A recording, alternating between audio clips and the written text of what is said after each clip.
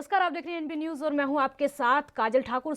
तो कांग्रेस सांसद राहुल गांधी ने अपने पुराने साथी ज्योतिरादित्य सिंधिया पर बड़ा बयान दिया है और कहा है कि वो बीजेपी में बैक बेंचर बनकर रह गए हैं। अगर कांग्रेस में ही रहते तो मुख्यमंत्री बन जाते। बीजेपी में रहते हुए सिंधिया कभी मुख्यमंत्री नहीं बनेंगे। इसके लिए उन्हें कांग्रेस में ही वापस आना होगा। आपको बता दें कि ये पहली बार है जब सिंधिया के कांग्रेस छोड़ने पर राहुल गांधी ने कुछ कहा है। उन्होंने आगे ये भी कहा कि सिंधिया के पास कांग्रेस कार्यकर्ताओं के साथ काम करके संगठन को मजबूत करने का विकल्प था। मैंने उनसे कहा था कि एक दिन आप मुख्यमंत्री बनेंगे, लेकिन उन्होंने अलग रास्ता चुन लिया। आपको बता दें कि राहुल गांधी के करीबी नेताओं में शामिल रहे सिंधिया ने पिछले साल 10 मार्च को कांग्रेस से इस्तीफा दे दिया था। उनके बाद उनके खेमे में 6 मंत्रियों समेत 22 कांग्रेस विधायकों ने भी पार्टी से इस्तीफा दे दिया था, जिससे राज्य में कमलनाथ के नेतृत्व वाली कांग्रेस सरकार गिर गई थी। सिंधिया इन बागियों के साथ बीजेपी में शामिल हो गए थे और अभी बीजेपी की तरफ से राज्यसभा सांसद हैं। सिंधिया की इस बगावत के पीछे अहम कारणों में राज्य में उन्हें लगातार दरकिनार किया जाना और शीर्ष नेतृत्व का उन्हें ना मिलना लगातार बताया जा रहा था, क्योंकि कई बार शीर्ष नेतृत्व से उन्होंने समय मांगा था लेकिन उनको समय नहीं दिया गया था। वो काफी समय से सब कुछ सहते नजर आ रहे थे, लेकिन जब पिछले साल मार्च में राज्यसभा चुनाव के समय कांग्रेस ने उन्हें पक्की सीट नहीं दी और उनकी जगह दिग्विजय सिंह को ये सीट दे दी थी, तो उनके सब्र का बांध टूट गया था और उन्होंने पार्टी से बगावत कर दी थी। आपको यहाँ पर यह भी बता दें कि सिंधिया 2018 मध्य प्रदेश विधानसभा के नतीजों के बाद से ही कांग्रेस से नाराज चल रहे थे, क्योंकि इस चुनाव में कांग्रेस की जीत के बाद मुख्यमंत्री वो बनना चाहते थे, लेकिन कमलनाथ ने इस रेस में उनको पछाड़ दिया था। तो आज 1 साल के बाद राहुल गांधी को सिंधिया की याद आई है।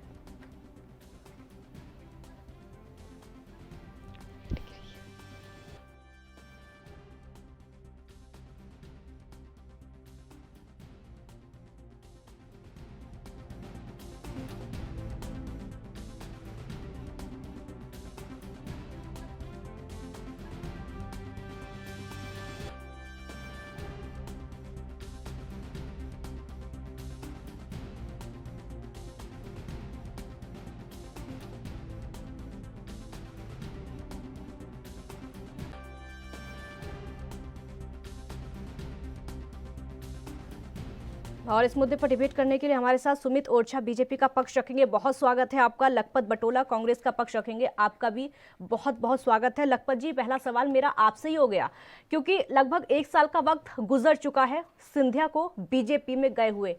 राहुल गांधी को अब उनकी याद आई है? जिस परिप्रेक्ष्य में माननीय राहुल गांधी जी ने बयान दिया है, स्पष्ट रूप से उसमें कोई असत्यता नहीं है, वो छुपी हुई बात नहीं है। कांग्रेस ने सिंधिया जी को बड़ा सम्मान दिया, उन्हें छोटी उम्र में लोकसभा का टिकट दिया, कैबिनेट मंत्री बनाया, प्रदेश अध्यक्ष बनाया। पार्टी ने उनको बहुत सारा सम्मान दिया। कमलनाथ जी लगातार 9 बार सांसद रहे हैं। इस तरह से पार्टी में किसी व्यक्ति को मुख्यमंत्री बनाया जाता। दूसरी बात है, जो मध्य प्रदेश की कैबिनेट थी उसमें आपको पता है कि सिंधिया जी के मन पसंदा लोगों को उनके हिसाब से काम दिया गया था, लेकिन भाजपा ने जिस तरह से उनका तिरस्कार किया है, उनकी अपमान करने का काम किया है।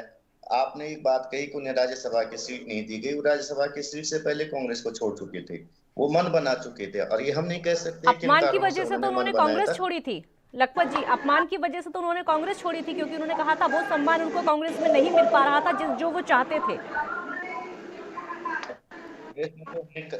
जितना सम्मान दिया, आप ये देखेंगे भाजपा कितना सम्मान देते। 1 साल उन्हें चले गए हुए हो गए हाँ। और 1 साल पहले उन्होंने 1 सवा साल पहले उन्होंने कांग्रेस को छोड़ा है और एक राज्यसभा की सीट बीजेपी ने उन्हें दी है। तो मैं ये निश्चित रूप से कह सकता हूँ, राज्यसभा तो कांग्रेस भी भेजी थी। कांग्रेस ने कैबिनेट मंत्री उन्हें बनाया, लोकसभा का टिकट उन्हें दिया, प्रदेश अध्यक्ष उन्हें बनाया। अब इसके अलावा जब समय आता तो प्रदेश मुख्यमंत्री बनते। अभी नौजवान चेहरा थे। मैं एक उदाहरण आपसे कह देता हूँ, भाजपा किस तरह से लोगों का शोषण करती है और किस तरह से लोगों को बेवकूफ बनाते हैं। इसका सबसे बड़ा उदाहरण वाल्मीकि मेरे प्रदेश में है। यहाँ से विजय बहुगुणा जी को इन्होंने 2016 में लालच दे करके हरक सिंह रावत एंड पूरी टीम को 10 लोगों को उत्तराखंड में सरकार को गिराने का पूरा असफल प्रयास किया इन्होंने। लेकिन 2016 के बाद विजय बहुगुणा जी धरातल पे न रहते हैं। कहीं भी धरातल हो, चाहे बीजेपी की कोर कमेटी में हो, वो चाहे सतपाल महाराज जी हो, चाहे विजय बहुगुणा हो, आज जो परिस्थितियां भाजपा ने उनकी की हुई है, कांग्रेस में उनका सम्मान था। कांग्रेस ने विजय बहुगुणा जी को टिकट दिया, उनके लड़के को टिकट दिया, उन्हें मुख्यमंत्री तक बनाया। और उसके बावजूद भी वो भाजपा में चले गए, तो अब भाजपा क्या दे रही है उन्हें? ये कोई छुपी हुई बात थोड़ी है। ये तो भाजपा लोगों को खरीदने का काम करती है, लोगों को डराने का काम करती ठीक है, है। संविधान संस्थाओं को तोड़ने का काम करती है, लोगों को डरा धमका करके किसी भी हिसाब से अपने साथ खड़ा करने का जो प्रयास कर रही है, कुंठित प्रयास कर रही है, वो सफल नहीं होने का इन लोगों को बहुत जल्दी पता चल जाएगा। ठीक है सुमित ओरछा जी, बीजेपी सिर्फ और सिर्फ लोगों का शोषण करती है, सिर्फ और सिर्फ उनको लालच दिया जाता है, पार्टी में बुला लिया जाता है, लेकिन कोई सम्मान उनको दिया नहीं जाता है। सबसे पहले तो भारतीय जनता पार्टी के वरिष्ठ नेता, राज्यसभा के सांसद और हमारे लोकप्रिय जननेता माननीय सिंधिया जी की तरफ से राहुल गांधी जी को धन्यवाद देता हूं कि उन्होंने सिंधिया जी को अमेरिका के राष्ट्रपति बनाने का लालच नहीं दिया, अमेरिका के राष्ट्रपति बनाने का जिक्र नहीं किया, सिर्फ मुख्यमंत्री तक वो सीमित रहे। इसके लिए मैं उनका हृदय से अभिनंदन करता हूं, क्योंकि जिस तरह के मादक पदार्थों का आजकल चलन बढ़ गया है, वह उपयोग में लेने के बाद में ऐसा भी होता है कि हो सकता है कि अमेरिका के राष्ट्रपति की जो है वो बात कह देते, लेकिन उन्होंने नहीं कहा। मैं इनसे पूछना चाहता हूं राहुल गांधी जी से कि सचिन पायलट जी क्या मुख्यमंत्री बन गए हैं? और अगर आपके अंदर आपके नेताओं का इतना सम्मान है तो और जो नेता घुटन महसूस कर रहे हैं, बेहतर होगा कि अब मुख्यमंत्री का पद उनके लिए बचा करके रखें और उनको जो है रोक लें, किसी तरह से लुटती बिखरती टूटती कांग्रेस को किसी तरह से वो रोक लें। ये मुख्यमंत्री, ये प्रधानमंत्री, ये मंत्री, ये विधायकों के जो भी लालच सिगुफे हैं उनके पास, वो बेहतर है कि जो खो चुका है उसकी बजाय जो खोने वाला है, जो निरंतर प्रतिदिन खो रहा है, उसको बचाने के लिए वो करें। मेरी ऐसा उनसे अनुरोध भी है, ऐसा मेरा उनसे सुझाव भी है। भारतीय जनता पार्टी के अंदर आना केवल एक राजनीतिक दल के अंदर आने जैसा नहीं है, एक राष्ट्र कार्य की साधना है और इसमें जो भारतवासी जुड़ रहा है वह इस देश को उस विपुल विचार से जुड़ रहा है जिसमें स्वयं को भूल करके मातृभूमि की सेवा करने का पथ है। और उसमें शनै शनै एक समय कांग्रेस से भी लोग जुड़े थे तो पदों के कारण नहीं जुड़े थे, उस समय भी कांग्रेस से लोग जुड़े थे गांधी जी के नेतृत्व में, पीढ़ियों पहले हमारे आपके भी पूर्वज तो ये सोच करके जुड़े थे कि इससे देश सेवा का पथ है।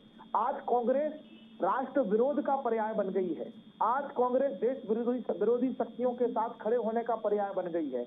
इसलिए हर एक राष्ट्रभक्त व्यक्ति जो इस देश की संस्कृति से। लेकिन सुमित ओरछा जी, बैक बेंचर तो है ना, अभी भी तो पिछली सीट पर ही है ना सिंधिया, बीजेपी में आकर भी राहुल गांधी गलत क्या कह रहे हैं? फिर से रिपीट करिए आपका क्वेश्चन। मेरा सवाल ये है कि राहुल गांधी ने गलत क्या किया है? सिंधिया पिछली सीट पर ही है ना बीजेपी में आकर भी।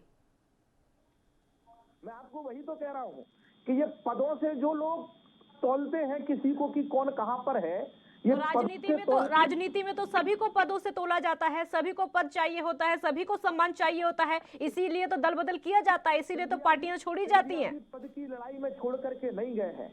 सिंधिया जी समय समय पर जब कांग्रेस के अंदर भी थे तब सर्जिकल स्ट्राइक पर देश के प्रधानमंत्री का अभिनंदन कर चुके हैं। अनेक राष्ट्र से जुड़े विषयों पर सिंधिया जी खुल करके कांग्रेस की आइडियोलॉजी के खिलाफ बोलते रहे हैं। आज उस पार्टी में वो घुटन महसूस कर रहे थे कांग्रेस की कुरीतियों। ठीक है लखपत बटोला जी, अगर ठीक है मेरा सवाल लखपत बटोला जी, बिल्कुल आऊंगी आपके पास। लखपत बटोला जी, सिंधिया अपनी मर्जी से बीजेपी में जाते हैं, वहां पर उनको सम्मान मिले या ना मिले, पिछली सीट पे बैठे या सबसे आगे वाली सीट पर बैठे, अब कांग्रेस को क्या दिक्कत है? राहुल गांधी को दिक्कत क्या है? आपकी पार्टी में थोड़ी अपनी मर्जी से गए हैं, वो कुछ भी करे, वहां किसी भी सीट पर बैठे। भाजपा के जो प्रवक्ता कह रहे हैं अमेरिका के राष्ट्रपति बना देंगे, इनकी जो आदतें हैं ये मुद्दे की बात नहीं कहेंगे। पहली बात है, मैं आपसे एक बात, राहुल गांधी जी ने कोई आपत्ति दर्ज नहीं की है। उन्होंने तो एक परिप्रेक्ष्य में कहा है कि राहुल ज्योतिराव सिंधिया चिंता तो जाहिर की है ना, राहुल गांधी ने चिंता तो जाहिर की है ना, 1 साल के बाद चिंता तो उनको हुई है ना। उन्होंने कहा है कि उन्हें मुख्यमंत्री बनना था तो कांग्रेस निश्चित रूप से युवा थे, मौका मिलता, और कांग्रेस ने उन्हें बहुत सारा सम्मान भी दिया। अब इन्होंने बात की है, जो बातें भाजपा के प्रवक्ता महोदय कह रहे हैं कांग्रेस के लिए कि राहुल गांधी, कांग्रेस की स्थितियां विकट हैं, या राहुल उनके नेताओं ने क्या क्या बयान किए, वहीं ज्योतिराव सिंधिया के ये बयान मान्यवर आप पढ़ेंगे, उन्होंने नरेंद्र मोदी जी को 2014 से लेकर 2019 तक किस तरह की भाषा का प्रयोग किया है, क्या उन्होंने प्रधानमंत्री जी के बारे में सदन से लेकर सड़क में कहा है। यदि ज्योतिराव सिंधिया जी की बातें इतनी अच्छी हैं तो क्या उन्होंने चाचा के लिए कहा था, वहां पर शिवराज सिंह जी के लिए कहा था, क्या बीजेपी के लिए कहा था? उनके पुराने रिकॉर्ड सबके पास पड़े हुए हैं। ठीक है, यदि आप ठीक है, आप दोनों को रोकूंगी मैं। उत्तर प्रदेश के मुख्यमंत्री योगी आदित्यनाथ क्या कुछ कह रहे हैं, सुनवाते हैं सीधे। इतना बड़ा ब्रिज बन रहा है और किस तेजी के साथ बन रहा है। इससे पहले इतने बड़े ब्रिज को बनने में 6-6, 7-7 वर्ष लगते थे और आज इतना बड़ा ब्रिज 6 से 8 महीनों के अंदर बनकर के तैयार हो रहा है। तकनीक, बेहतर से बेहतर तकनीक को यहां पे लाने का प्रयास, कार्य को क्वालिटी के साथ करने का प्रयास और जनहित में, विकास के हित में जो भी अच्छा होगा उस प्रकार का करने का प्रयास। प्रधानमंत्री जी ने एक ही बात को लेकर के एक ही बात कही थी कि बुंदेलखंड जो उपेक्षित रहा है, इस बुंदेलखंड के विकास के बारे में पिछली सरकारों की सोच नहीं थी। उन्होंने यहां के प्राकृतिक संसाधनों का दोहन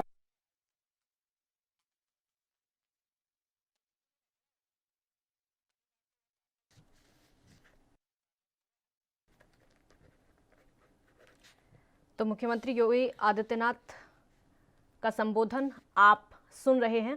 मुख्यमंत्री बुंदेलखंड एक्सप्रेसवे का निरीक्षण करने पहुंचे। अभी उन्होंने डिजिटल माध्यम से निरीक्षण किया और उसके बाद कार्यक्रम में जनता को संबोधित कर रहे हैं। किसान कल्याण मिशन की जो उनके पीछे तस्वीर इस समय दिखाई दे रही है, रोजगार को लेकर जो तस्वीरें तमाम लगा रखी हैं, इसी बारे में मुख्यमंत्री योगी आदित्यनाथ बोलते हुए तस्वीरें आपको सीधे दिखा रहे हैं। बुंदेलखंड एक्सप्रेसवे का निरीक्षण कुछ ही देर पहले डिजिटल माध्यम से उन्होंने किया है। कितना काम वहां पर किया गया है और भविष्य में क्या कुछ बाकी बचा है, ये सभी अधिकारियों ने डिजिटल माध्यम से मुख्यमंत्री योगी आदित्यनाथ को कुछ ही देर पहले समझाया था।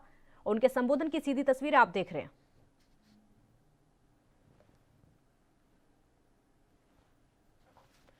तो बुंदेलखंड एक्सप्रेसवे का निरीक्षण करने के बाद मुख्यमंत्री का संबोधन शुरू हुआ। उसके बाद लोग सुन रहे हैं वहां पर ये संवाद कार्यक्रम जो रखा गया है किसान कल्याण मिशन के तहत।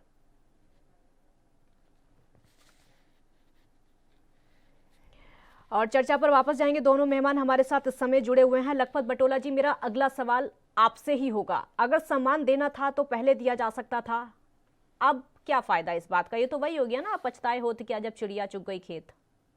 हमें देखिए, हमें कोई पछतावा नहीं। सिंधिया की जो हैसियत है वो कांग्रेस से थी। सिंधिया कोई कांग्रेस नहीं है, कांग्रेस से सिंधिया थे। पहले तो ये गलतफहमी सब निकाल दे। पहली बात मैं आपसे बता, दूसरी बात मैं आपसे कहना चाहता हूँ, आपने कहा क्या सम्मान है जिस व्यक्ति को 28 साल में क्योंकि उनकी लोकसभा का नाराजगी, टिकट सवाल दे मेरा दिया इसलिए हो। लखपत जी सवाल मेरा इसलिए था क्योंकि उनकी नाराजगी इलेक्शन के बाद से जब वहां पर मुख्यमंत्री कमलनाथ को बनाया गया था, तब से नाराजगी लगभग उनकी खुलकर सामने आ गई थी। होती बहुत सारे लोग मध्य प्रदेश से लोकसभा में हमारे लोग गए, उन्हें कैबिनेट मंत्री देने का दर्जा किया। उनसे बहुत सीनियर लोग थे पार्टी में, सभी लोग काम करते। एक व्यक्ति विशेष से यदि उनमें इतना ही उनमें लोकप्रियता थी और इतना ही वो मध्य प्रदेश में कांग्रेस को खड़ा करने में सक्षम थे तो अपनी पार्टी खड़ी करते, भाजपा का दामन नहीं थामते, अपनी विचारधारा लेके जाते लोगों के बीच। ये मैं एक बात स्पष्ट कर देता हूँ, इस दौर के नेता एक चोला बदल के दूसरे चोले में जाने का काम करते हैं। लेकिन मैं ये कह सकता हूँ कि राहुल गांधी जी ने जरूर सही बात कही है और इसको हम भी मानते हैं कि जो सम्मान कांग्रेस ने। लेकिन लखपत जी अभी सुमित जी बोल रहे थे कि सचिन पायलट को कौन सा मुख्यमंत्री बना दिया, वो भी तो बनना ही चाहते थे, बगावत तो उन्होंने भी की थी। अगर हो सकता सिंधिया भी अब तक रहते तो वो भी ना बन पाते। निश्चित रूप से कह रहा हूँ कि क्या आप बताएं कि जहाँ पे कांग्रेस के लोग, क्या कांग्रेस के बाहर का कोई मुख्यमंत्री बना है? क्या इनसे सीनियर लोग नहीं है? वो क्या इनसे ज्यादा बार वो लोकसभा विधानसभा में नहीं चुन के आए हैं? मुख्यमंत्री तो एक ही बनेगा, वो भी डिप्टी सीएम बना रखे कांग्रेस ने, उन्हें भी कैबिनेट मंत्री बनाया, लोकसभा का टिकट दिया, पार्टी ने प्रदेश अध्यक्ष बनाया, सारे सम्मान इन लोगों को दिया, युवाओं को सम्मान, पार्टी ने इनकी जानकारी सम्मान दिया। कब बनाया प्रदेश अध्यक्ष? सिंधिया जी कब प्रदेश अध्यक्ष रहे कांग्रेस के? जरा सन बताइए। आप प्रवक्ता हैं और आप बार-बार गलत और झूठी और सत्य जानकारी दे रहे हैं टीवी चैनल पर। आपको थोड़ा सा लज्जा आनी चाहिए भाई साहब इस बात के लिए लखपत टोला जी। इसका मतलब ये नहीं है कि बात छोटी कर दी जाए। थोड़ा सा जानकारी रख करके आप बात करेंगे तो अच्छा रहेगा। सुन लो, सचिन पायलट के बारे में कह रहा हूँ, जरा आप ध्यान से सुन लो। ये भी आपने मैं अपनी बातें मत, हमारी बातें कहूंगा तो फिर कहने की लायक नहीं होते, समझिए आप। पहली बात, लज्जा तो आपको नहीं आती, आप सरकारें गिराने का काम करते हैं। उत्तराखंड में पैसे दे के सरकार गिराते, श्रम नहीं आते आपको? समय आपको कितनी आई थी? लोकतंत्र का आप 106 सरकारें गिराते समय आपको कितनी लज्जा आई थी? चुनी हुई लोकतांत्रिक सरकारों को आपने निरंतर बर्खास्त किया। आज बंगाल इमरजेंसी लगाते समय आपको आप लोग शर्म आनी चाहिए। और हिंदुत्व की और हिंदुस्तान की बात करके भारत माता आप गलत जानकारी दे रहे हैं सिंधिया जी के बारे में। हिंदुस्तान बनाया गया, समझ गया? पहले वंदे मातरम कांग्रेस ने दिया इस देश को, जनगण मन वंदे कांग्रेस ने मातरम दिया, कांग्रेस ने लिखा, बनाया। वंदे ये मातरम आप कांग्रेस ने लिखा। हे प्रभु, मैं आपको प्रणाम करता हूँ। बातें मत क्या कीजिए। कांग्रेस कभी है पोएट्री करती है? कांग्रेस सुन लीजिए, कांग्रेस ने वंदे मातरम दिया इस देश को। लखपत जी जानकारी राष्ट्रीय सही गीत दीजिए। देने वाला कांग्रेस है, तिरंगा देने वाली कांग्रेस है। तत्कालीन कांग्रेस ने यह तय किया, संविधान देने का काम कांग्रेस ने किया, इस देश को एक बनाने का काम कांग्रेस ने किया। आप जैसे लोगों ने अंग्रेजों से माफी मांगने वालों नहीं दिया। इस देश के लोकतंत्र में भरोसा नहीं कर सकते आप लोग, क्योंकि इनसे आप प्रश्न पूछ लीजिए। काजल का ठाकुर भरोसा जी, का भरोसा नहीं पूछिए, जाएंगे। क्या 1947 में चाचा नेहरू जब देश के प्रधानमंत्री बने तो क्या कोई चुनाव जीत करके प्रधानमंत्री बने थे? लखपत जी आप बोल रहे हैं संविधान की बात। लखपत जी आप संविधान की बात करते हैं कि कांग्रेस ने देश को सम्मान दिया और देश को संविधान भी दिया है। जाहिर सी बात है, अगर उस समय सरकार दी तो संविधान तो देना ही था ना। अपने जान की बाजियां लगाई है, चमचागिरी नहीं की अंग्रेजों की, वायसराय के सामने जी नहीं करी है। कितने जो है माफीनामे के पत्र कांग्रेसियों ने लिखे हैं, आप उसका अन्वेषण करिए। और आपकी स्वयं सेवा दल की वेबसाइट पर जिसका जिक्र है, कांग्रेस के लोगों ने माफीनामे लिखे हैं। और आपके हार्डिकर जी जिन्होंने सेवा दल की स्थापना की, उन्होंने माफी मांगने से जब मना कर दिया, तब नेहरू जी ने उन्हें उनकी देशभक्ति से प्रभावित होकर के उन्हें जो है सेवा दल की स्थापना करने के लिए कहा है। स्वयं नेहरू जी ने 10 माफीनामे लिखे हैं। कितना लखपत जी एक और मेरा सवाल आपसे है। लखपत जी मेरा सवाल आपसे यह है कि क्यों इस समय जैसे हमारे देश में हालात हैं, भले ही इलेक्शन हो रहे हैं, लेकिन कांग्रेस के हालात इस समय जैसे हो गए हैं, जो बड़े बड़े दिग्गज हैं कांग्रेस के, वो जम्मू में पहुंच जाते हैं, वो पार्टी का साथ नहीं दे रहे हैं, वो लगातार नेतृत्व पर सवाल उठा रहे हैं। कहीं ऐसा तो नहीं कि उन परिस्थितियों को देखते हुए राहुल गांधी चाह रहे हो कि सिंधिया एक बार फिर से कांग्रेस में आ जाएं, क्योंकि वरिष्ठ नेता रह चुके हैं? किसको नहीं बनाएगी, ये तय कांग्रेस को करना है। उत्तराखंड में आज क्या इतिहास, आप क्या जानोगे? अपना इतिहास पढ़िए। जिन्होंने इस देश की गद्दारी की, इस देश के साथ, आप तो चाहते नहीं थे आजाद हो, आप तो अंग्रेजों की चमचागिरी करते थे।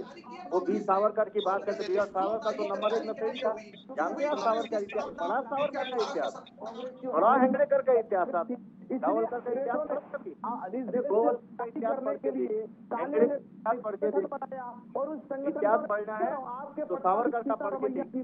देश के लिए क्या किया उन्होंने, आपके कांग्रेस के नेता है सीतारमैया जी, उनको पढ़िए और उनसे उसमें देखिए क्या तो पढ़ी। एक एक करके बोलिए, आवाज नहीं आ पाएगी, कोई नहीं सुन पाएगा। एक एक करके बोलिए, एक एक करके बोलिए, कोई नहीं सुन पाएगा, फायदा नहीं है इस बात का। एक एक करके बोलिए तो ज्यादा अच्छा होगा।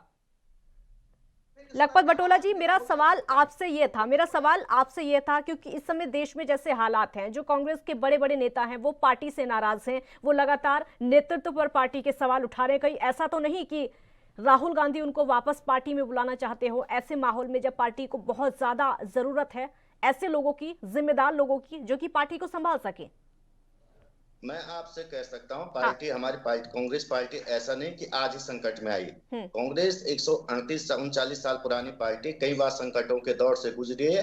जनता प्रयोग करती है, लेकिन जनता भरोसा कांग्रेस पे करेगी। मैं आज भी कह रहा हूं कि मान्यवर जिस तरह से उत्तराखंड के हाल हैं, आज दिल्ली में सारा कैबिनेट जा रखा है, उत्तराखंड का मुख्यमंत्री दिल्ली में तलब है। यहाँ पे आपको जान के ताज्जुब होगा कि यहाँ पे सत्र चल रहा था, बजट सत्र के बीच में छोड़ करके, जिससे सारे लोगों को दिल्ली बुलाने का काम किया इन्होंने। इन्हें केवल और के सत्ता की भूख है। लोगों को पता है कि भाजपा क्या करे। 7 साल में लोगों ने आजमाने का काम किया, चाहे राष्ट्रीय नेतृत्व पे हो, चाहे राज्य स्तरों पे हो। लोग कांग्रेस की ओर पुनः जुड़ेंगे। कांग्रेस की नीतियों को, जिस देश को बनाने में, इस देश को संवारने में, इस देश की आजादी से लेकर इस देश की पुनर्संरचना में जो कांग्रेस का योगदान है वो लोग भूल नहीं सकते हैं। ठीक है सुमित ओरछा जी, जो कांग्रेस का जो योगदान है वो देश कभी नहीं भूलेगा, और जो बीजेपी की नीतियां हैं, जो बीजेपी के वादे हैं वो खोखले, उनका सवाल है। भारतीय जनता पार्टी ने तो जो कहा वो समय से पूर्व पूरा किया है। देश देख रहा है, बार बार हमारे जो बढ़ता हुआ जनाधार इस बात का द्योतक है कि भारतीय जनता पार्टी के लोगों का विश्वास के खाते में आ गए रहा है। कांग्रेस का इस देश के लिए क्या योगदान है, चाहता हूँ इस पर एक बार स्वस्थ विमर्श हो। नाम के अफसर ने, मैं देश के प्रति कांग्रेस का योगदान बता रहा हूं। एम जोसेफ नाम के अफसर ने 1940 में एक प्रस्ताव पास कराया वर्ल्ड काउंसिल में कि देश के अंदर एक एक करके बोलिए, एक एक करके। लखपत जी एक बार पहले उनको सुन लीजिए, अभी तक आप ही बोल रहे थे, पहले उनको सुन लीजिए वरना दोनों की आवाज साथ में नहीं आ पाएगी। बोलिए। मैं योगदान बता रहा हूँ कांग्रेस का। 1940 में एम जोसेफ नाम के अफसर ने, मैं ये जो डेटा बोल रहा हूँ ये एम्स की वेबसाइट का डेटा है। जोसेफ नाम के अफसर ने एक प्रस्ताव पास किया ब्रिटिश गवर्नमेंट में कि यहाँ पर एक एम्स की स्थापना होनी चाहिए। फंड के लिए उन्होंने स्विट्जरलैंड की सरकार से फंड भी दिला दिया। 47 में इस देश में आत्ममुग्ध लोग आ गए। इसके बाद में 1952 में बनकर के वो तैयार होना था। 52 में स्विट्जरलैंड की सरकार का एक रिमाइंडर आता है कि भैया एम्स कहाँ है जो आपने पैसा लिया हमसे। मौजूदा हालातों पर आइए सुमित जी, मौजूदा हालातों पर आ जाइए। होता है तब जाकर के 56 में पूरा हो पाता है। ये तथ्य है देश के सामने, ये तथ्य है देश के सामने कि कांग्रेस ने देश नहीं बनाया, देश ने कांग्रेस को बनाया। आप देश के अंदर आप कहते हैं उद्योग क्रांति हमने लाई। अरे भैया कांग्रेस सरकार 1947 में मिली, उससे 70 वर्ष पहले खरीदने के अलावा कोई काम है ये बताएं। यहाँ का कपड़ा एक्सपोर्ट होता था, किर्लोस्कर जैसा दुनिया का बड़ा ब्रांड भारत में कांग्रेस। जो इतिहास के आंकड़े आप गिना रहे हैं वो लगभग देश के सभी लोग जानते हैं। सुमित जी मेरी बात सुनिए, सुमित ओरछा जी, जो आंकड़े आप गिना रहे हैं ना वो लगभग सब जानते हैं। हमारे देश में इतिहास सबको पता है, बहुत लोगों ने इतिहास पढ़ा है, उन आंकड़ों को लगभग सभी जानते हैं। अभी के जो मौजूदा हालात है, अभी तो लगातार आप पर ही आरोप लगते हैं ना कि बीजेपी दूसरी पार्टियों के नेताओं को तोड़ती है, चाहे वो इलेक्शन का वक्त हो या दूसरा वक्त हो। सुमित जी बोलिए। अय्यासियों का ऐशदाय बना करके रखा। ये देश खानदान ने नहीं बनाया, खानदान ने देश को बनाया है। लगा दी तभी लोगों ने 14-14, 15-15 साल जेलों में काटे। तुम्हारी तरह अंग्रेजों से माफी मांग के घर के अंदर उनके चमचेगिरी करते रहे लोग। कौन नहीं गया जेल में भैया? कौन नहीं गया जेल में? कौन नहीं गया? डॉक्टर हेडगेवार की जेल में नहीं गए? कौन नहीं गया जेल में? कहाँ से पढ़ा है इतिहास? कहाँ से पढ़ा है आपने इतिहास? और आपके जेल में और सावरकर जी के जेल में अंतर था सर। काला पानी आपको अंग्रेजों ने, नेहरू जी को एक दिन के लिए काला पानी भेजा हो तो बताइए, एक दिन बताइए जब नेहरू जी को काला पानी की सजा हुई हो। एक दिन मैं चैलेंज करता हूँ पूरी कांग्रेस को और पूछता हूँ आपसे, जो आज आप जो कांग्रेस की देन है। एक आदमी का नाम बताइए जिसको आजादी की लड़ाई में फांसी हुई हो और वो कांग्रेस से संबंध रखता है। कांग्रेसी हो, काजल ठाकुर जी से पूछिए, एक नाम बता दे। मेरा सवाल सुनिए, मेरा सवाल सुनिए लखपत जी। जहां तक आप जेल की बात करते तो फिर उनका सवाल वही होगा कि राहुल गांधी बेल पर बाहर है, सोनिया गांधी बेल पर बाहर है, फिर वो उसी मुद्दे को उठा लेंगे पुराने वाले के, जो कि बीजेपी हमेशा से उठाती रही है। इनके तो राष्ट्रीय अध्यक्ष को पूछते हुए कहा था कि खुदा पैसा तो बताएं जिसे आजादी की लड़ाई में फांसी हुई हो वो कांग्रेसी का नाम बता दें। अध्यक्ष ने कहा है, ये आप बताएं ये किसने कहा है? ये आप बताओ ना। क्या चार्ज लगे? मैं ये बात कह सकता हूँ, ये जो बात येदियुरप्पा की ये बात भूल गई है। येदियुरप्पा ने विधानसभा के अंदर क्या दिख रहा था, इनके कितने मंत्रियों पे किस तरह की घटनाएं चल रही, उत्तर प्रदेश के अंदर विधायकों से ले मंत्रियों पे रेप की बात चल रही, वो ये भूल जाएंगे। अब पूर्व प्रदेश राष्ट्रीय हो रहा है इस समय। लखपत जी मेरा सवाल सुनिए, पहले मेरा सवाल सुनिए। जो कांग्रेस में इस समय हो रहा है, जो कांग्रेस के घर में इस समय हो रहा है, वो पूरे देश को दिखाई दे रहा है ना, क्योंकि जो दिग्गज नेता है वो जम्मू में चले जाते हैं, पार्टी नेतृत्व पर लगातार सवाल उठाते हैं, वो खुद कहते हैं कि पार्टी कमजोर है, पार्टी को मजबूत करने की जरूरत है। तो जो कांग्रेस की जो अंतर्कलह है, जो भीतर घात है, वो तो खुलकर सबके सामने आ जाता है ना, इसीलिए सवाल उठते हैं। कांग्रेस का सुन लीजिए, कांग्रेस का न कोई अंतर्कलह है, न कोई भीतर घात है। कांग्रेस किसी व्यक्ति विशेष से नहीं, कांग्रेस एक विचारधारा है। इस देश के अंदर कूट कूट के वो जिस लोग कांग्रेस पसंद है वो निश्चित ideology of Congress, Congress ideology of Congress बताइए ना। देखा था के 5 बिंदु बताइए 2007 में और के 12 में 15 की एक ही आइडियोलॉजी है। लखपत जी जो मैंने आपसे सवाल पूछा उसका जवाब दीजिए। मैंने आपसे सवाल ये पूछा क्योंकि नेतृत्व कमजोर है। लगातार कांग्रेस के नेता खुद इस बात को कहते हैं, वो खुद एक्सेप्ट करते हैं कि नेतृत्व कमजोर है। इसका जवाब दीजिए ना। मैं अब बताता हूँ, मैं यही हाँ, बात बोलिए। कह रहा हूँ। मैं आज एक बात निश्चित रूप से समझ लीजिए, इस देश में जो ये सरकार आई ना, ये सरकार जितने भी संवैधानिक संस्थाएं हैं जो इनके विरुद्ध बोलता है, उनको देशद्रोही, राष्ट्रद्रोही, ये एंटी नेशनलिस्ट जो बातें ये कहते हैं, और जिन लोगों को दबाओ सीबीआई से, ईडी से, इनकम टैक्स से दबाने का काम कर, कांग्रेस के कुछ लोग हैं जो डरते हैं इनसे और इनके दबाव में आकर के इन्होंने फिक्स किए होते हैं। मैं आपसे बताइए, जिनको जाना है कांग्रेस को कोई जरूरत नहीं है। ईडी और इनकम टैक्स से डराएंगे भाई साहब तो रॉबर्ट वाड्रा और प्रियंका गांधी भी भाजपा में आ जाएंगे। जानते हैं कि भाजपा की स्थिति क्या है, और इनकम टैक्स और जो है लखपत जी वो आपका जवाब दे रहे हैं, पहले एक बार तो उनको राहुल सुन लीजिए। गांधी लखपत जी और एक बार उनको प्रियंका सुन लीजिए, गांधी वरना वो बीच में बोलते रहेंगे, कोई फायदा नहीं है। उनको सुन लीजिए, एक बार जवाब सुन लीजिए। बीच में बोले से कोई बोलिए, सुन लीजिए, जवाब दीजिए इनका। बीच में मत बोलिए, अब बोलिए, उनका जवाब दीजिए एक एक करके। दोनों को साथ में सुन नहीं पा रहे हैं, बोलिए। ईडी से डरा करके कांग्रेस के नेताओं को ले रहे हैं, तो अगर सीबीआई ईडी के शिकंजे में सबसे ज्यादा कोई फंसा है तो फिर तो रॉबर्ट वाड्रा, प्रियंका गांधी, सोनिया गांधी और राहुल गांधी जी को भी कांग्रेस भाजपा में आ जाना चाहिए कांग्रेस छोड़ करके, क्योंकि सबसे ज्यादा तो यही जमानत पर है, सबसे ज्यादा जांच इनकी चल रही है। जमीनों के घोटाले आपने इनके जीजा जी ने किए हैं, उनकी जांच चल रही है। मनी लॉन्ड्रिंग के मुकदमे इन पर चल रहे हैं। नेशनल हेराल्ड का केस इन पर चल रहा है, जिसमें जांच में ये दोषी सिद्ध होने वाले हैं और अधिकांशता हो गए अनेक बिंदुओं पर। तो अगर सीबीआई और ईडी से डर करके लोग कांग्रेस छोड़ रहे हैं तो सबसे पहले तो इन लोगों को आ जाना चाहिए। देखिए, ये झूठ की पराकाष्ठा कर रहे हैं। मैंने कहा ना, जैसे इन्होंने कहा था कि देश में आजादी में हमने बलिदान दिया काला, मैंने कहा एक आदमी का नाम बता दें जो जिसको काला पानी की सजा हुई हो, नहीं बता पाए। हमने कहा एक नाम बता दीजिए जिसे आजादी की लड़ाई में एक कांग्रेसी को फांसी हुई हो। अगर इन्होंने लड़ाई लड़ी है तो एक आध को तो फांसी हुई होगी, एक को भी फांसी नहीं हुई, एक को भी काला पानी नहीं हुआ। अब मैं पूछता हूँ, एक आदमी बता दे जिसे एक कांग्रेसी का नाम पूरे आजादी के आंदोलन में, जिसे आजादी की लड़ाई में एक कांग्रेसी को लाठी पड़ी हो जोर से, बताइए। देश के सामने नाम जानना चाहता है देश क्या? लेडी ठीक है, जवाब ले लीजिए उनसे। ठीक है, अब उनसे जवाब ले लीजिए, बोलिए लखपत जी। आपसे बता देता हूँ। हाँ, बोलिए।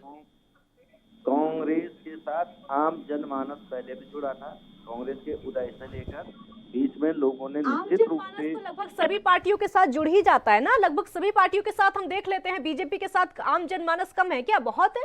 प्रधानमंत्री की रैली में आप देखिए, लंबी लंबी भीड़ लगी रहती है, लाइनें लगी रहती हैं। तो आम जनमानस तो लगभग सभी पार्टियों के साथ चला ही जाता है।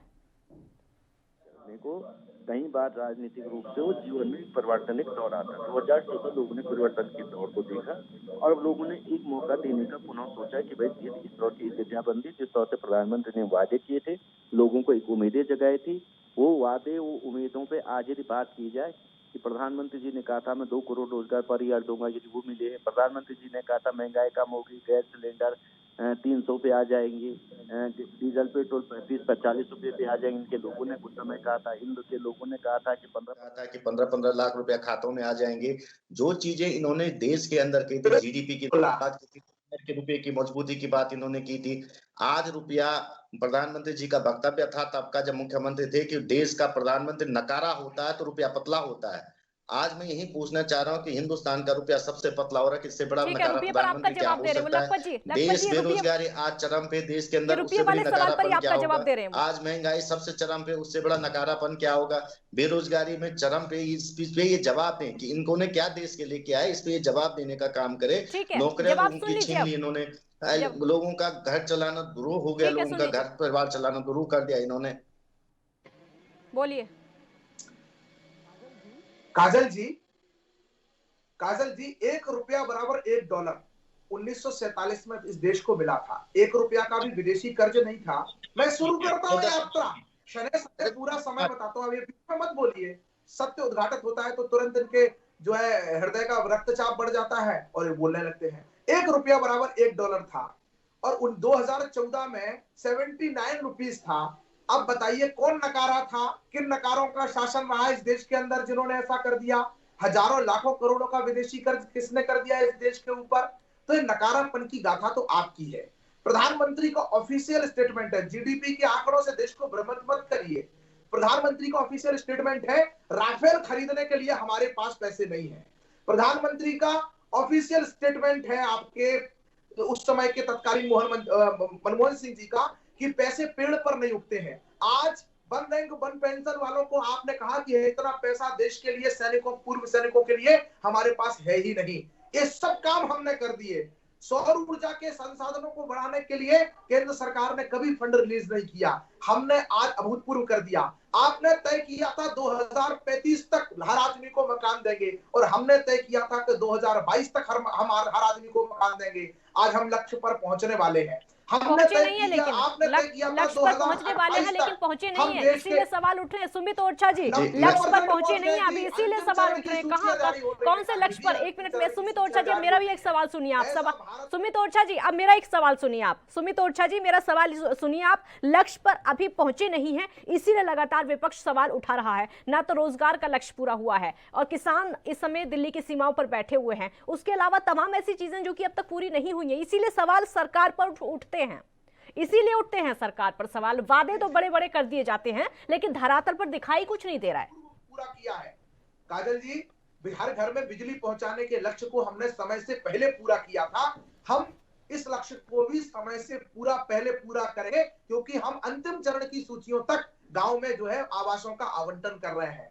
इतनी तेजी से भारत ने कभी मकान बनते हुए नहीं देखा है। स्वच्छ ईंधन को लेकर के आप कह रहे रसोई गैस के दाम, लेकिन रसोई गैस के दाम, रसोई गैस किन किन घरों में पहुंची है, इस पर भी थोड़ा प्रकाश डालें। विकास की अधोसंरचना की वो परियोजनाएं जो आपने फंड नहीं है ये कह करके टाल रखी थी, रोक रखी थी, ठंडे बस्ते में डाल रखी थी, आज वो पूरी हो गई है। असम का जो है समुद्र पर बना जो है नदी पर बना मार्ग हो, या फिर बड़ी बड़ी परियोजनाएं हो, जम्मू कश्मीर के अंदर कटरा के अंदर परियोजनाएं हो, या चीनी सीमा पर परियोजनाएं हो, वो विकास की परियोजनाओं पर भी जिक्र करिए। जिन चीजों को आपने कभी फंड नहीं दिया वो चीजें आज पूरी हो रही है। तो ठीक है, बिल्कुल ठीक है। लखपत बटोला जी, जो काम आपके अधूरे थे, अगर एनडीए उनको पूरा करती है तो दिक्कत क्या है? देश विकास के पथ पर बढ़ गया है और बढ़ता रहेगा। बताता इन्होंने क्या किया। ये कहते हैं कि मैं साधु हूँ, मैं योगी हूँ। 8,900 करोड़ रुपए का ये जहाज खरीदते हमने लिए। अमेरिका के बराबर जहाज जो अमेरिका राष्ट्र पे चलाते, उसके बराबर का जहाज प्रधानमंत्री खरीदता है। वो तो प्रधानमंत्री कहते हैं लैंग्वेज खरीदता है, वो 125 करोड़ के प्रधानमंत्री है। भाषा का सुन लीजिए जवाब, सुमित जी जवाब सुन लीजिए। आप सवाल पूछ लिया आपने, एक बार सुन लीजिए उनको, उसके बाद आपके पास क्या कुछ भी भाषा बोलेंगे? सॉरी बोलिए पहले। 125 करोड़ का प्रधानमंत्री है, वो देश के जननायक है। लाखों करोड़ों गरीब माँ की पेट से लेकर के देश के सर्वोच्च शिखर पर की यात्रा की है, तपस्या की है इस देश के लिए। 125 करोड़ के लोकतंत्र की मान मर्यादा के मंदिर के सेनापति हैं।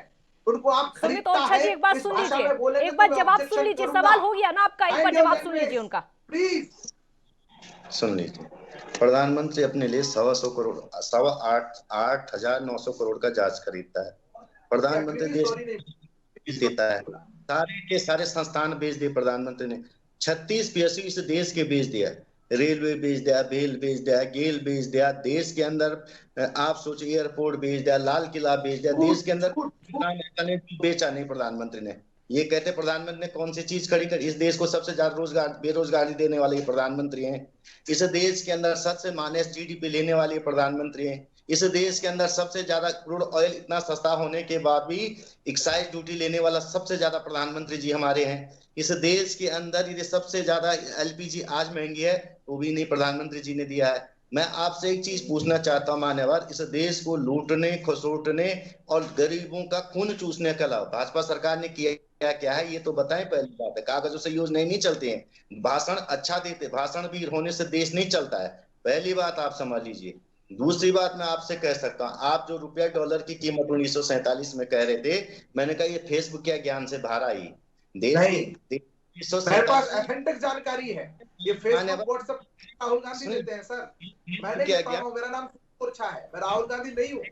बारह मेरे से बताना, मैं आपसे बताइए फेसबुक क्या ज्ञान से बाहर आई? पहले सुन लीजिए। ये भाजपा के ऑपरेशन से जो ट्विटर चलते हैं और कहते जो भेजते हैं और उसके आधार पे आप बोलते हैं इसको मत देखिए। ठीक है, मुद्दे पर वापस आ जाइए। चश्मे को ये देखे कि 1947 में हिंदुस्तान में जहाँ सुई नहीं बनती थी, और उतना पीछे मत जाइए लखपत जी उतना पीछे मत जाइए, मुद्दे पर वापस आ जाइए। डिबेट सिंधिया पर हो रही है। ये एएनबी न्यूज पर झूठ बोल रहे हैं। इस देश के अंदर किर्लोस्कर 150वां स्थापना दिवस मना रहे हैं। किर्लोस्कर का नाम सुना है? कांग्रेस की स्थापना से पहले देश में है। यहाँ का स्टील, यहाँ का कपड़ा, यहाँ का हैंडीक्राफ्ट, यहाँ की बनारसी साड़ियां, दुनिया में भैया यहाँ का कपड़ा, यहाँ का स्टील पूरी दुनिया ठीक है, में मुद्दे पर वापस आ जाइए। सुमित ओरछा जी मेरा सवाल सुनिए और मुद्दे पर वापस आ जाइए। मेरा सवाल सुनिए, एक मिनट। सुमित ओरछा जी मेरा सवाल सुनिए और मुद्दे पर वापस आ जाइए। राहुल गांधी का कहना है कि सिंधिया को कांग्रेस में वापस आना पड़ेगा अगर मुख्यमंत्री बनना है। तो क्या तैयारी है सिंधिया को रोकने की? अगर वहां से उनको लालच मिलता है तो सिंधिया वापस जा सकते हैं।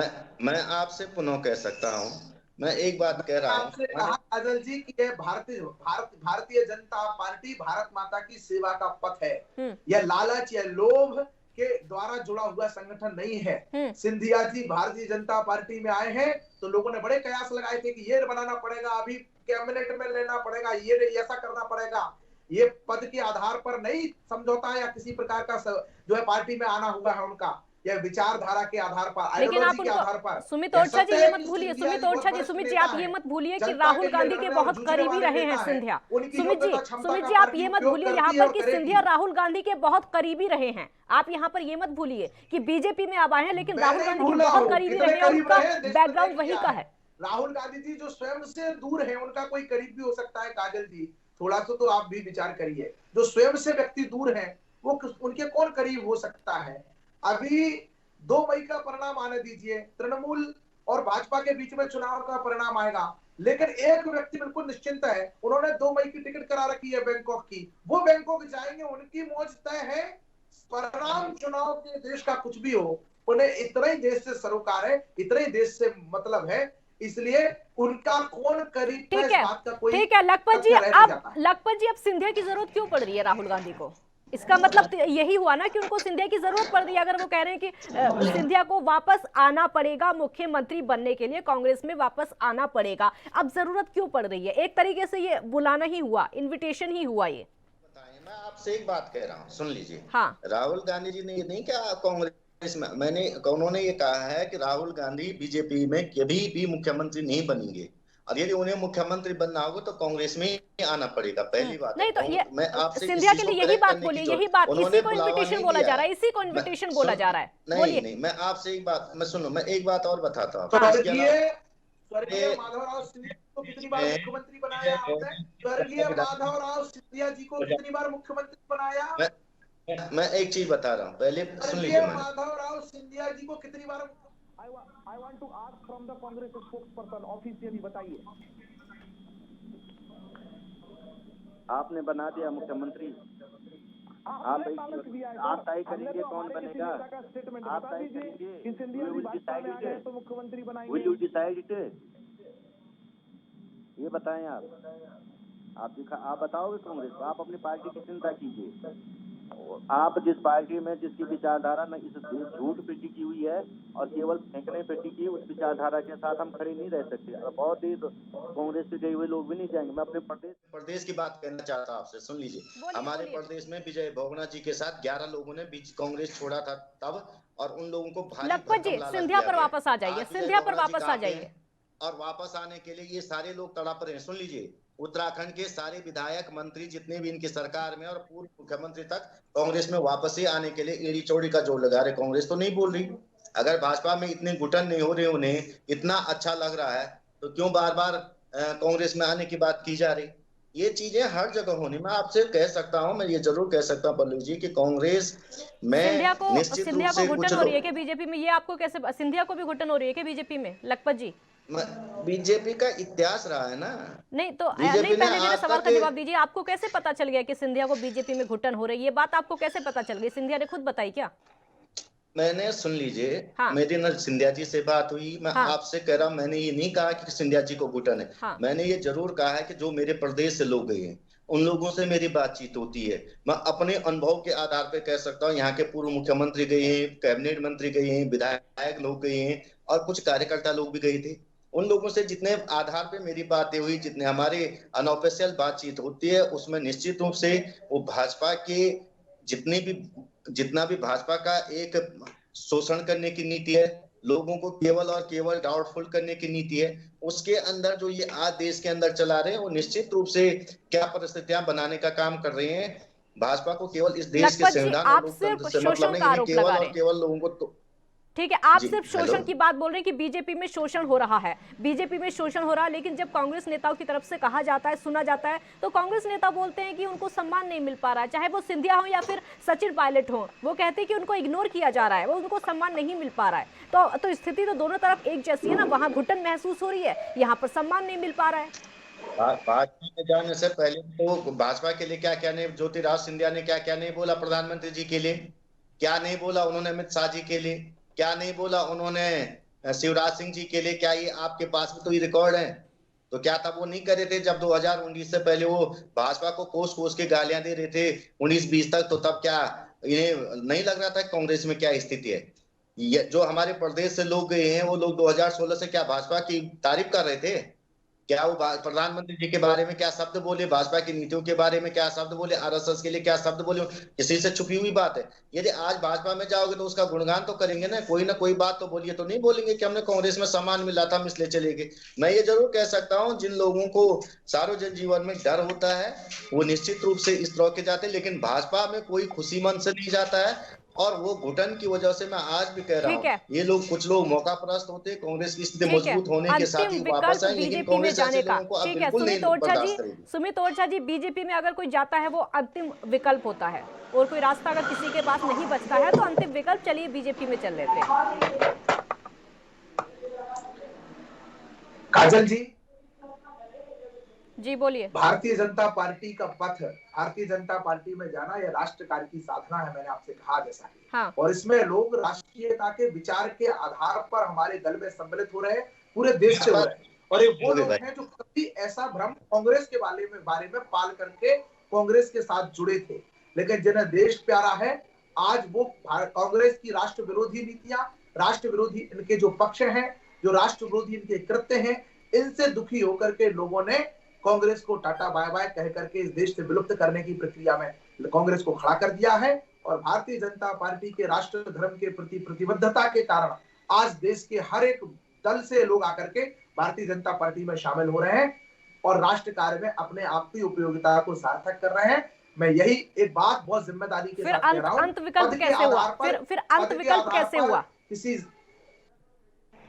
सबसे अच्छा विकल्प है, सबसे सुंदर विकल्प है, सबसे श्रेष्ठ विकल्प है, इसलिए लोग आ रहे हैं। अब किसी के लिए पहला होगा, किसी के लिए अंतिम होगा, या तो जिसकी जैसी पति होगी वैसी उसकी छवि उसको अंकित होगी उसके दिमाग में। लेकिन भारतीय जनता पार्टी देश की सेवा का एक श्रेष्ठ विकल्प बन करके देश के आम जनमानस, देश की सेवा की बातें तो सभी कर लेते हैं, देश की सेवा की बातें तो कांग्रेस भी कर लेती है। सुमित ओरछा जी, देश की सेवा की बातें तो कांग्रेस भी कर लेती है कि वो भी सेवा ही कर रहे हैं, जितनी भी पार्टियां लगभग सभी सेवा ही कर रही हैं। हम तो कह रहे हैं अभी करें ना, क्यों नहीं करते हैं? करें ना, क्यों नहीं कर रहे हैं? क्यों इनको ये तो टुकड़े टुकड़े गैंग के साथ खड़े हो जाते हैं। ये तो इन्हें तो हमदर्दी उमर खालिद से होती है, इनको होती कहाँ है? इस देश के व्यक्ति के साथ एक खड़े कहाँ होते हैं? होंगे तो अच्छा है, लोकतंत्र के लिए अच्छा है और अन्य चीजों का विश्लेषण होगा। लेकिन आज देश की जनता के सामने ठीक है लखपत बटोला जी, आप खड़े नहीं होते हैं किसी के साथ भी, ना ही जनता के साथ, ना ही अपनी पार्टी के नेताओं के साथ, इसीलिए आपको छोड़कर चले जाते हैं। जो बातें मित्रवाद ने कही है, निश्चित रूप से भाजपा में चोर, उचक्के, भ्रष्टाचारी, गुंडे जो जाए सबका स्वागत है और वहां जाके सब पवित्र हो जाते। पहली बात है, जो इनके साथ खड़े नहीं रहते हैं वो देशद्रोही हो जाते, चाहे वो देश का किसान हो चाहे देश का सैनिक हो, वो राष्ट्रद्रोही हो जाता, वो टुकड़े टुकड़े गैंग हो जाता जो इन पे सवाल उठाता। यही तो इनकी बड़ी खूबी है। तीसरी बात मान्यवर, जरा आपके ज्ञान को साफ कर दिए, भाजपा हिंदुस्तान नहीं है, देश भाजपा नहीं है। ऐसे भाजपा जिन्होंने देश की न आजादी में जिनका योगदान है, न भारत के पुनरुत्थान में जिसका योगदान है, यदि ये भाजपा का योगदान है तो इस देश को सबसे ज्यादा बेरोजगारी देने में योगदान है, सबसे निचले स्तर पर जीडीपी ले जाने का योगदान है इस भाजपा का, सबसे ज्यादा महंगे गैस सिलेंडर देने का काम से लेकर और डीजल पेट्रोल का दाम देने का काम भाजपा ने किया। इस दुनिया में सबसे देश की छवि खराब करने का काम किसी ने किया, वो भाजपा ने किया। देश के सारे संस्थानों को बेचने का काम किया तो भाजपा सरकार सरकार ने किया है, इस देश को तोड़ने का काम किया था भाजपा सरकार एक बार ने किया है। अपनी पार्टी को तो आप रोक नहीं पा रहे। एक मिनट भाजपा पर सवाल तो ठीक है लखपत जी एक मिनट भाजपा सबको तोड़ रही है, लेकिन आप अपनी पार्टी को तो संभालिए ना। आप पर फिर आरोप यही लगता है कि आप अपना घर नहीं संभाल पा रहे हैं, दूसरों के घर को पहले जाकर देखते हैं, आप अपने वरिष्ठ नेताओं को नहीं संभाल पाते, जिन्होंने कांग्रेस की शुरुआत की थी, जो शुरू से कांग्रेस के साथ जुड़े हुए हैं, उनको पार्टी नहीं संभाल पा रही है, उनको नेतृत्व नहीं संभाल पा रहे, घर की पार्टी बनकर रह गई। ऐसे आरोप फिर आप पर लगने लगते हैं। काजल जी, कांग्रेस का इतिहास देखोगे आप। हाँ। 1905 में कांग्रेस में गरम दल नरम दल थे। कांग्रेस 1915 में फिर ये इकट्ठे हुई। कांग्रेस में 32 बार टूटना है इस देश की आजादी के बाद। कांग्रेस एक विचारधारा है, लोगों की अपनी अपनी परिस्थितियां हैं, और यहाँ बोलने की आजादी से लेकर हर चीज में एक फ्रीडम है। दूसरी बात मैं आपसे कह सकता हूँ, मैं ये जरूर कह सकता हूँ कि कांग्रेस किसी व्यक्ति विशेष से नहीं है, कांग्रेस एक विचारधारा है। हाँ, आपने यदि राहुल गांधी की बात की है, यदि आपने सोनिया गांधी जी की बात सवाल की का है, जवाब दीजिए लखपत जी। ठीक है, वो आप सही कह रहे हैं, लेकिन मेरा सवाल आपसे ये है, क्या कांग्रेस को सिंधिया की जरूरत है? देखिए, जिसको है कांग्रेस की जरूरत है, कांग्रेस को किसी की जरूरत नहीं। कांग्रेस इस देश की जनमानस की जो कह रहे हैं भावनाओं की पार्टी है। इस देश के विकास से लेकर, रोजगार से लेकर, इस देश के पुनर्निर्माण से लेकर पुनः स्थापित करने के लिए लोगों को कांग्रेस ही विकल्प है। लखपत जी, हाँ या ना, क्या कांग्रेस को सिंधिया की जरूरत है? कमी महसूस हो रही है? देखिए, मैंने कही है कांग्रेस को, देखिए पार्टी कोई भी पार्टी है, मैं उसके अंदर कह सकता हूं कि आज सिंधिया जी की जो हैसियत है वो कांग्रेस ने बनाए। कांग्रेस की हैसियत से सिंधिया जी है, सिंधिया जी की हैसियत से कांग्रेस नहीं है। हाँ, वो कांग्रेस में आना चाहते हैं, अपनी गलती को सुधारना चाहते हैं, और यदि उन्हें लगता है कि जो हमसे गलती हुई है वो अगर वो कांग्रेस में आना चाहते हैं, स्वागत है। लेकिन मैं आपसे कह सुमित ओरछा जी, अगर सिंधिया ने अपनी गलती सुधार ली तो झटका बीजेपी के लिए बड़ा हो सकता है।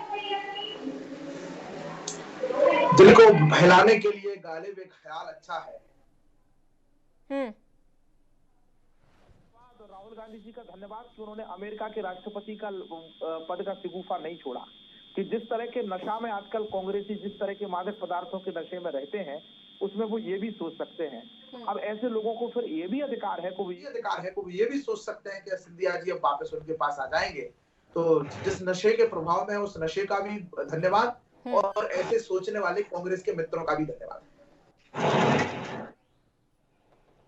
लेकिन सुमित जी, मेरा सवाल यह है, अगर सिंधिया वापस चले जाते हैं तो फिर से बड़ा झटका बीजेपी के लिए हो सकता है। राजनीति में अगर मगर नहीं होता दीदी, अगर मगर नहीं होता है। राजनीति तथ्यों के आधार पर चलती है, राजनीति विचारों के आधार पर चलती है, राजनीति तर्कों के आधार पर चलती है, राजनीति सेवा के आधार पर चलती है, राजनीति राष्ट्र प्रेम के आधार पर चलती है। बहुत सारी धाराएं, उनके में कुछ आयाम बता रहा हूं। क्या सम्मान, एक मिनट सुमित ओरछा जी, क्या बीजेपी में सिंधिया को सम्मान मिला है जो वो चाहते थे? देखिए, इसका विश्लेषण करने का ना अधिकार मेरे पास है ना आपके पास फिलहाल है। हाँ। क्योंकि सिंधिया जी ने ऐसी कोई बात आपसे भी नहीं कही है। हाँ। पार्टी से भी नहीं कही है। हाँ। सिंधिया जी पार्टी के वरिष्ठतम नेता है, और पार्टी उनकी क्षमता का, उनकी योग्यता का, उनकी लोकप्रियता का भरपूर उपयोग कर रही है, और वो पार्टी के लिए, संगठन के लिए समर्पण के साथ लगे हुए हैं। कार्यकर्ताओं के मन में उनके प्रति अदम्य स्नेह है, अनेक ऐसा स्नेह अनुराग है। कल सिंधिया जी ने हमारे भारतीय जनता पार्टी के सभी जिलाध्यक्षों को फोन लगा करके सबसे बात की, पारिवारिक सुख दुख की चर्चा की। वो कार्यकर्ताओं के हृदय में एक अच्छा स्थान बनाने के काम कर रहे हैं। पार्टी में स्वीकार्यता उनकी बहुत प्रबल हो गई है। ऐसा हम लोगों को अनुभव नहीं होता कि सिंधिया जी कांग्रेस जैसी पार्टी से आए। एक बड़े नेता है, उनका भविष्य राष्ट्र की राजनीति में भी, प्रदेश की राजनीति में भी उज्जवल है, देदीप्यमान है, और अभी भी वो एक पुंज की तरह। लेकिन क्या सुमित ओरछा जी, लेकिन क्या लगता है सुमित ओरछा जी, मेरा सवाल सुनिए आप। ठीक है, मेरा सवाल सुनिए सुमित जी, आप जिस तरीके का राहुल गांधी का बयान है, क्या उससे लगता है कांग्रेस को जरूरत है उनकी?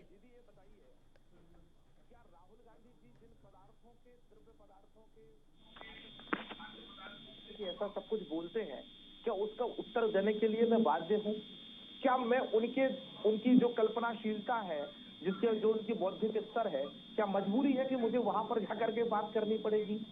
वही जब उन्हें संवाद करना था, जब सिंधिया जी को 1 घंटे में थोड़ी ना चले गए, फेसबुक पोस्ट लिखा, सार्वजनिक सभाओं में कहा, मिलने की कोशिश की, प्रियंका जी को भी बताया, 10 तरह के संवाद किए हैं। उसके बाद सिंधिया जी ने निर्णय लिया है। अगर कोई बात राहुल गांधी जी के पास कोई प्लान उनको बहुत अधिक सम्मान देने का था, तो आप पछताए हो क्या जब चिड़िया चुग गई खेत। अब तो कोई उनके पास में ऑप्शन बचा नहीं है। फिर अपने आप को और कमजोर सिद्ध करने के लिए वो इस तरह की बातें कर रहे हैं। मुझे लगता है कि वो एक कमजोर नेता है और इस कारण से उनके अंदर से लखपत जी कमजोरी कांग्रेस की दिखाई दे रही है इस तरह की बातों से।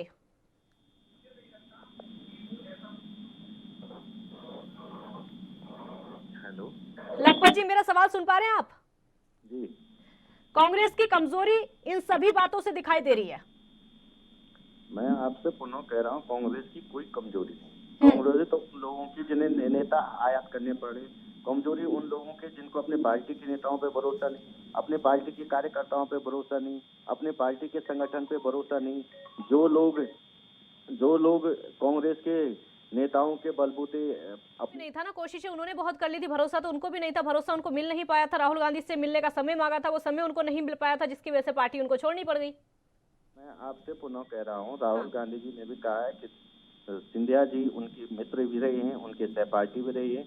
वो कभी भी राहुल गांधी जी से दूर नहीं रहे। जिस तरह की बयानबाजी भाजपा के प्रवक्ता महोदय कर रही हैं राहुल गांधी जी के बारे में, मैं आपसे पुनः कह सकता हूँ इनसे कि जिस तरह की शब्दों की बात आप कर रहे हैं, अगर मैं यही बातें माननीय प्रधानमंत्री जी के लिए कह दूं, माननीय प्रधानमंत्री जी ठीक है, बिल्कुल, बहुत शुक्रिया आप दोनों का हमारे साथ जुड़ने के लिए। तो बैक बेंचर कहा गया है राहुल गांधी की तरफ से सिंधिया को कि पिछली सीट पर सिंधिया बैठे हुए हैं, अगर उनको मुख्यमंत्री बनना है तो उनको एक बार फिर से कांग्रेस में आना पड़ेगा। फिलहाल इतना ही, आप देखते रहिए ANB न्यूज। नमस्कार।